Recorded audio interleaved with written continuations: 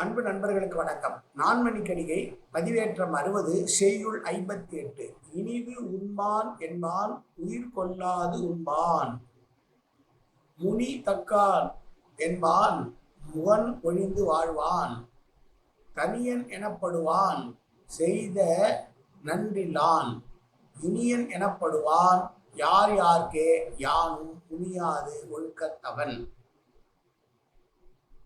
ஓர் உயிரையும் கொல்லாமல் மரக்கறி உணவுகளை சாப்பிடுபவன் இனிதாக உண்பவனாவான் என்று சொல்கிறார். முகமலர்ச்சியோடு பிறரை நோக்காதவன் எல்லோராலும் வெறுக்கப்படுவானாவான். பிறருக்கு உதவி செய்ய மனம் இல்லாதவன் தனித்து விடப்படுவான், அவன் துணை இல்லாதவன் ஆவான். எல்லோராலும் போற்றத்தக்க நல்ல குணங்களை உடையவன் எல்லோருக்கும் இனியவன் ஆவான் என்று சொல்லுகிற செய்யுள்.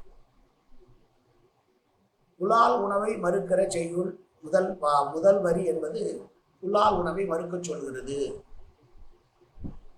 அது சாத்தியமா என்று தெரியவில்லை. இந்த காலகட்டத்தில் புலால் உண்பது என்பது அவர்களுடைய உணவு விருப்பம் என்று சொன்னாலும் அந்த காலத்தில் ஒருவேளை அப்படி இருக்கலாம். ஏனென்றால் திருவள்ளுவரும் புலால் உண்ணாமையை பற்றி பேசியிருக்கிறார், கொல்லாமையை பற்றி பேசியிருப்பதனால். ஆகவே யார் இனிதாக உண்பவர்கள் என்றால் மரக்கறி சாப்பிடுவர்கள் தான் இனிதான உணவை உண்ணுகிறார்கள், விரும்பப்படக்கூடிய உணவை உண்ணுகிறார்கள் என்று சொல்கிறார். இரண்டாவது, முகமலர்ச்சி இல்லாது இருக்கிற மனிதனை எல்லோரும் இருப்பார்கள், அதை சொல்லுகிறார். மூன்றாவது, தனித்து விடப்படுபவன் யார் என்றால் யாருக்கும் உதவி செய்யாதவனாக இருக்கிறவன் தனித்து விடப்படுபவனாக இருப்பான்.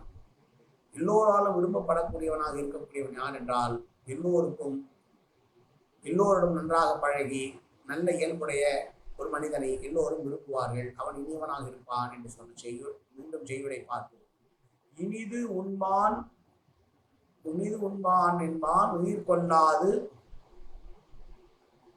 உண்பான். முனி தக்கான் என்பான் முகன் ஒழிந்து வாழ்வான். தனியன் எனப்படுவான் செய்த நன்றில்லான்.